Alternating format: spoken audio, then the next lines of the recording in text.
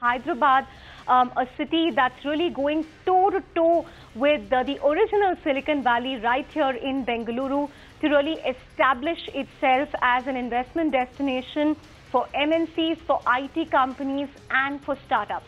My colleague Rahul Dama caught up with Telengana IT Minister Rama Rao, who's visited a lot of companies in Silicon Valley incidentally, to ask him about the roadmap going forward, what the recent layoffs at IT companies mean, and the future of jobs as far as the tech sector is concerned. Listen in to this interview. India as a country has started, in fact, expanding its presence in the startup space, and I think we need more Hyderabad's, we need more T-hubs, we need more Bangalore's, and we need more Gurgaon's replicated all over the country. In fact, rural innovation is something that we are also focused on, not just T-hub in Hyderabad. The way I see this panning out is, I think government at best can be a facilitator, create infrastructure, give out come out with good policies, and give out good positive sentiment, create good positive sentiment in the market. But essentially, it's up to the private sector and to the youngsters of India to take up this as a challenge and to take it to the next level. For example, before we launched T-Hub in 2015, late 2015, Hyderabad had a few hundred startups working out of different spaces. But after we launched T-Hub in the last 2 years, what we realized is T-Hub alone houses a couple of hundred startups today. And T-Hub was able to inspire another 15 incubators in Hyderabad to be created, and as a result today we have more than 2,000 startups working out of Hyderabad. So that kind of goes to show you that it's important that the ecosystem grows, more venture capital flows in, and more angel investors start taking a positive look at India. And in fact, the most important thing that we believe in government of Telangana is that it's not enough to only look at Indian ecosystem. And therefore, we've created a program in T-Bridge called a T-Hub called T-Bridge, wherein we actually incubate and we curate some of our companies in the valley as well, in Silicon Valley as well. We actually take them, those that have potential, and vice versa. We take some of the good startups from the valley who are looking to enter the Indian market also through T-Bridge. So this, I believe, will be a game changer, because I think once you have access to capital on Sand Hill Road, I think that's when things will start changing and going to the next level. Talk about funding. You've got VC.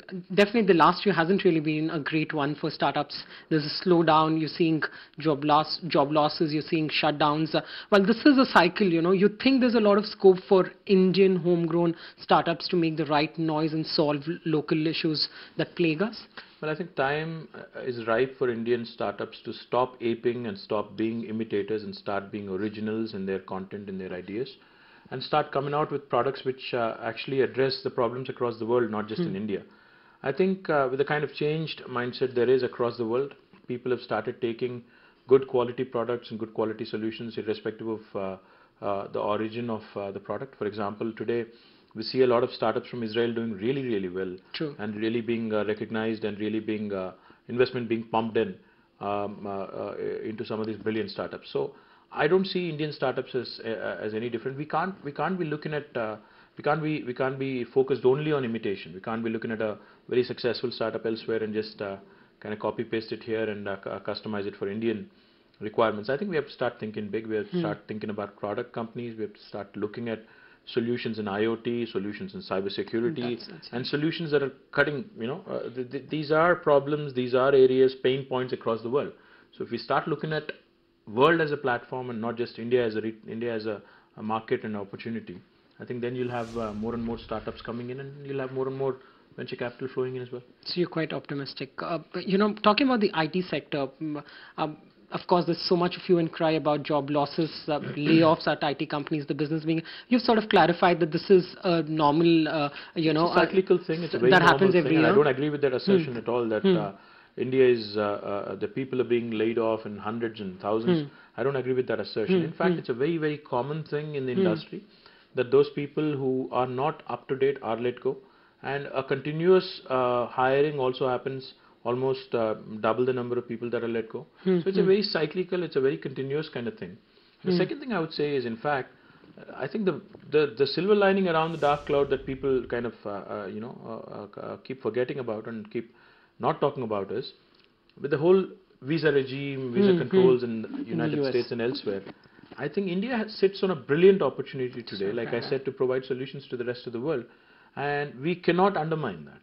In fact, if you ask me, I strongly believe that the next decade would belong to India in terms of dominating the world information technology scenario, in terms of just giving solutions and start looking at new markets and exploring new markets in Europe, in Australia, in the Middle East, and in Africa as well. So therefore, the way I see it, I think India is only going to gain from this, and we are only going to grow from strength to strength. So it's we should not really be worried because the impact on economy, because it's also been one of the largest job creators in the private sector, with tectonic shifts in the, you'd say reskilling is the buzz, or should we really be worried because about a social factor, about the implications that... The reskilling is something that was always on. So it isn't as if, we have just figured out the word reskilling and therefore we've started on that. I think reskilling, reorienting and refreshing rather every so often is a nature of, it's a territorial thing, it's a nature of the job that we do. But at the same time, I think what's more important for all of us to understand and realize is that there are a lot of hidden opportunities right now for Indians, unlike anywhere else, unlike for any other country in the world, because we have the largest think force on the planet today. Sure.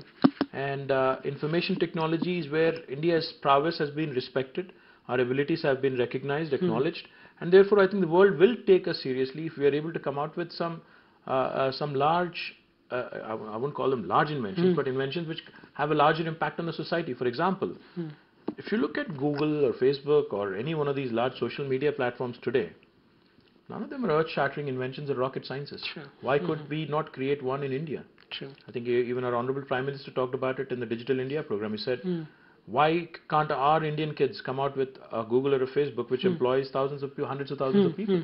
What I'm trying to make is, I think we need that one big breakthrough, and once that comes through, that's why I said, the next decade will belong to India, because I see this aspiration among Indians not just to be job seekers anymore. True. To be job creators. Absolutely. In fact, a lot of young Indians are wanting to be job creators. You see all these stories coming out of IITs and IIMs where kids are going out and not generally in the lure of a good paying job, but actually going out and doing their own thing, which I think is fantastic and which augurs well for the future.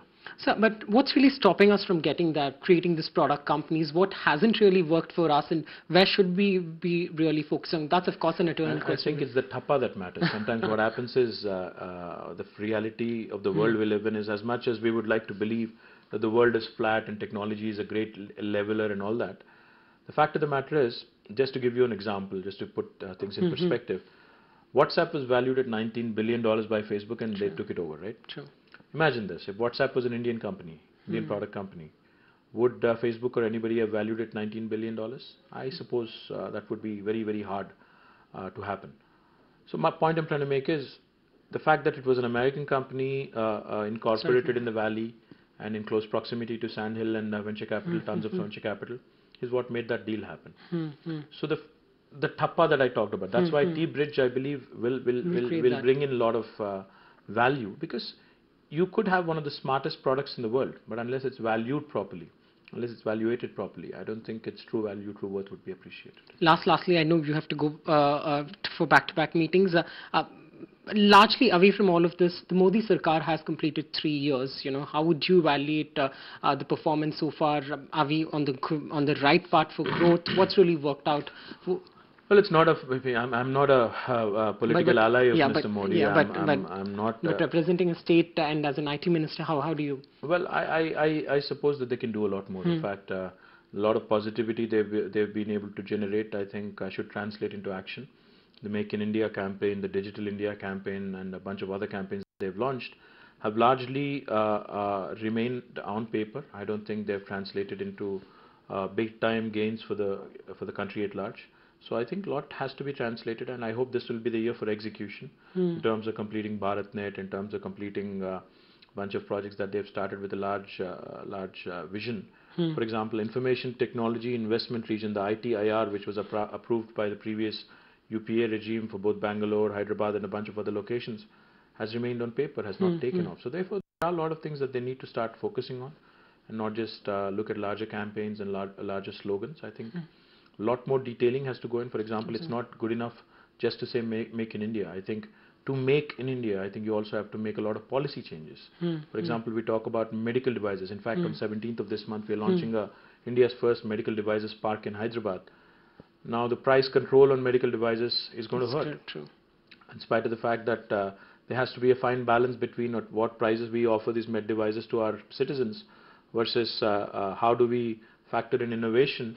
I think Government of India has to be pragmatic in its approach. So therefore, a lot of policies have to come up, a lot of execution has to happen, and a lot more impetus in terms of just getting these projects to take off and deliver the goods. Find us on Facebook at facebook.com/ETNow and don't forget to click the like button. You can also follow us on Twitter at ETNowLive. To stay updated with all our programming, hit the subscribe button on our YouTube channel by logging on to youtube.com/ETNow.